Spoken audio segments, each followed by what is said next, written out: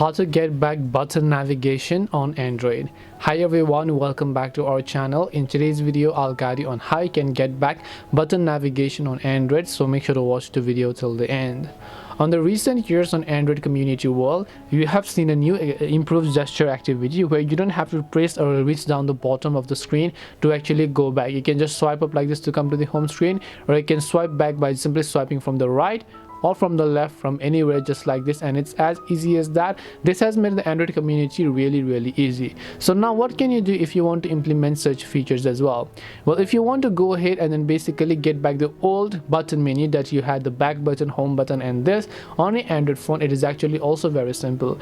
Just go ahead and launch the settings application, scroll down, go to system.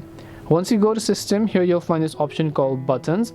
Just make sure to tap on it. Now sometimes the option could vary because depending upon the Android version using. In my case, I'm using pure Android, which is the original Android. So now if I just go to this option called gestures, by default here you can say system navigation, it said it's gesture navigation. So if I want a 3-button navigation just like this, I'll be able to get back those button layout as you will be able to find it. And this time the gesture is not going to work, as you can see here. So all I have to do is just tap on it again. You can also basically use 2-button navigation, which is another advanced form of navigating, but of course depending upon what you like or don't like, this really depends upon you. Or you can simply switch to this option known as the button navigation if you think, but I personally like gesture navigations.